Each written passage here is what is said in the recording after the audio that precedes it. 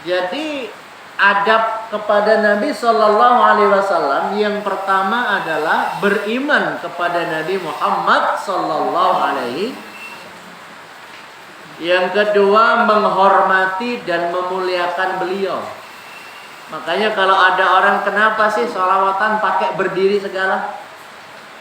Kenapa? Dalam rangka menghormati Nabi Shallallahu Alaihi Wasallam.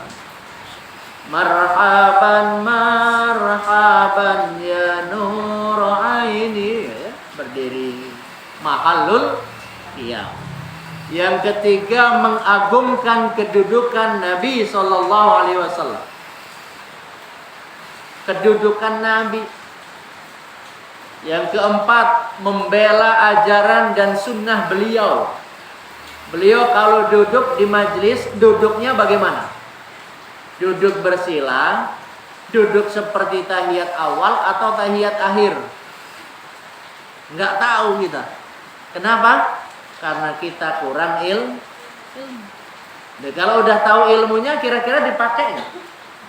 Lu tadi kata Nabi Shallallahu Alaihi Wasallam, kalau indan ta'ala ahadukum, apabila salah seorang dari kalian pakai sendal, garis miring pakai sepatu, falyabda bil yamin, maka mulailah dengan kaki yang sebelah kanan. Kalau nyopot, wa idza naza'a, pakai yang sebelah kiri. Tadi ibu masuk sini itu pakai kaki kanan dulu atau kiri dulu? Lupa. Tadi di rumah pakai sendal kanan dulu, kiri dulu. Kenapa orang-orang tua di masjid susah pakai sendal? Sama, kembali ke dunia anak-anak. Anak-anak tuh setahun, 2 tahun udah bisa jalan, suruh pakai sendal, lama. Loh, kakek-kakek yang udah 70 tahun, cepet gak kalau pakai sendal? Lama. Kenapa? Kenapa? Kembali ila ardalil umur, dikembalikan oleh Allah kepada umur yang paling hina. Makanya jangan kita minta kepada Allah, inna na'udzubika minal haram, aku berlindung kepadamu ya Allah dari sesuatu yang haram. Bukan, dari kepikunan. Gimana supaya nggak pikun?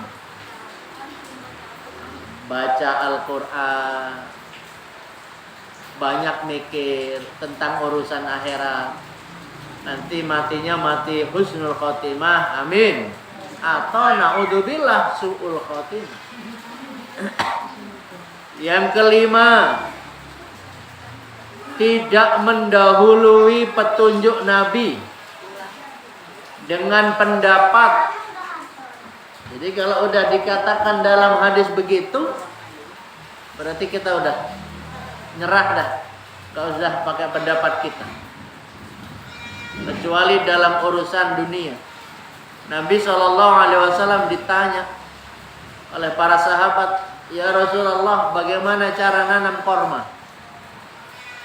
Nabi menjawab, oh ini bukan urusan saya. Antum a'lamu bi umuri dunyakum. Kalian lebih tahu tentang urusan dunia kalian. Yang ke-6, menjaga lisan ketika berbicara tentang Nabi Shallallahu Alaihi Wasallam. Dahulu ada yang menyatakan Nabi dulu tersesat, Nabi dulu waktu kecil juga ingusan. Wah, itu kurang ajar ya. Gak bisa jaga lisan. Nabi dari kecil sudah terjaga, dari kecil gak pernah bohong. Makanya dijuluki dengan julukan Al-Amin. Apa artinya? Orang yang dipercaya dari kecil. Kemudian 7, mengikuti sunnah dan ajaran beliau. Tanda cintanya. Sunnahnya apa? Tadi masuk rumah pakai doa. Apa doanya? Ayo, tadi pakai doa gak? Allahumma barik lana. Doa makan. Pokoknya bismillahirrahmanirrahim, la haula wala quwata illa billahil aliyil. Kalau ibu ngelihat orang cakep fisiknya, kelihatan punya banyak duit, kelihatan punya banyak ilmu, kita itu nggak boleh hanya sekedar takjub, wih keren ya, nggak boleh. Dalam Islam munculkan doa, ya Allah, jadikan anak saya seperti dia, gitu. Jadi kalau melihat orang hebat, orang sukses, jangan hanya terkagum-kagum, tapi munculkan juga doa. Nah, ntar diajarin doanya. Maka para jamaah sekalian, itu ada 7 ya. Kemudian Allah juga menyatakan dalam surat Al-Hujurat ayat 2 sampai ayat 4. Ya ayyuhalladzina amanu la tarfa'u aswatakum fawqa sautin nabi wa la tajharu lahu bil qawli kajahri ba'dikum li ba'd an tahbata a'malukum wa antum la tash'urun. Ini Allah melarang orang-orang yang beriman, janganlah angkat suaramu di atas suara Nabi. Jangan kenceng-kenceng seperti kamu ngomong kepada teman seperti kamu. Kalau ngomong ke teman iya, boleh. Tapi ngomong kepada Nabi enggak boleh kenceng-kenceng. Kenapa? Antah bata a'malukum. Ada asap.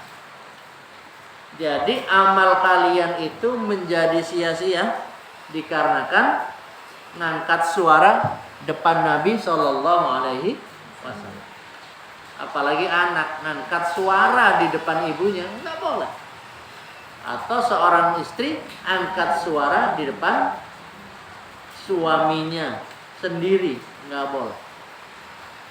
Innal ladzina yaghudduna aswatahum 'inda Rasulillah ulaika alladzina imtahana Allahu qulubahum littaqwa lahum maghfiratu wa ajrun 'adzim.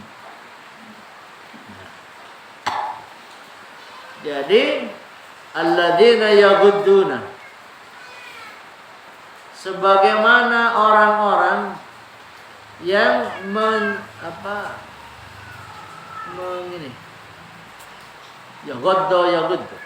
orang-orang yang menekan suaranya di hadapan Nabi Rasulullah, mereka itulah orang-orang yang hatinya diuji oleh Allah littaqwa, untuk mendapatkan ketakwaan. Jadi diharap sabar di depan Nabi, nggak boleh banyak bersuara. Makanya ketika salawat dibaca, orang yang paham dia itu nggak akan melebihkan suaranya. Alladzi min wara'il hujurat aksaruhum la yaqilun.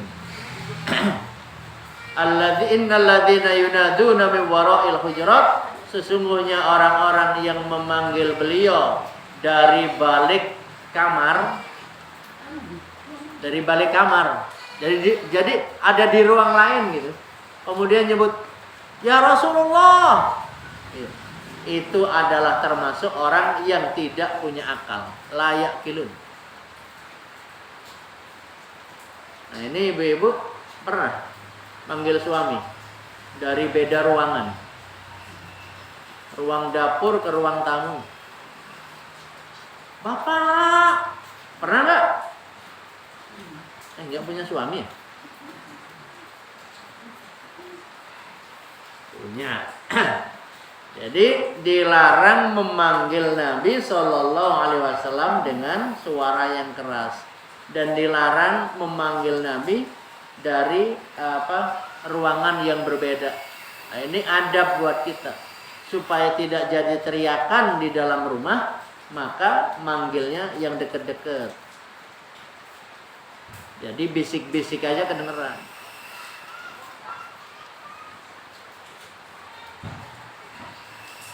Dzalika min ayati dzikril hakim al-amirati bil adab al-ali ma'a Rasulullah sallallahu alaihi wasallam. Dan masih banyak ayat-ayat mulia yang penuh hikmah yang memerintahkan kita untuk memiliki adab tinggi bersama Rasul sallallahu alaihi wasallam. Para sahabat Masya Allah, mereka benar-benar melaksanakan perintah-perintah Allah di dalam Al-Quran.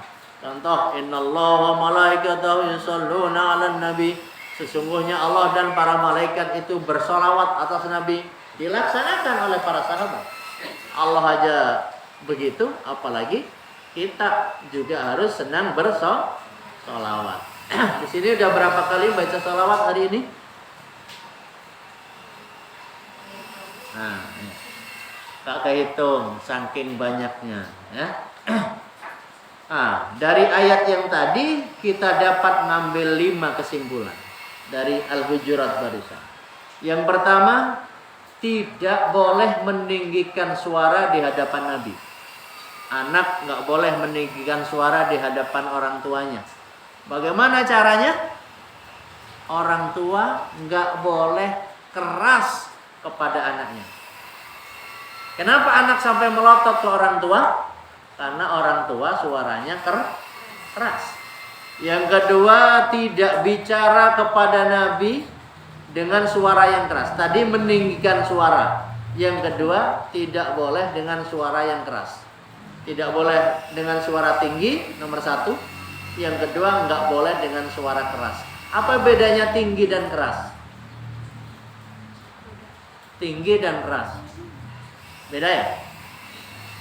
Kemudian ketiga, menghormati kedudukan Nabi dan kemuliaan beliau. Yang keempat, menjaga hak-hak Nabi Sallallahu Alaihi Wasallam. Di antaranya, apabila nama Nabi Sallallahu Alaihi Wasallam disebut, kita dianjurkan membaca Sallallahu Alaihi Sallu ala Muhammad. Allahumma shalli wa sallim alaihi sallallahu ala Muhammad. Boleh.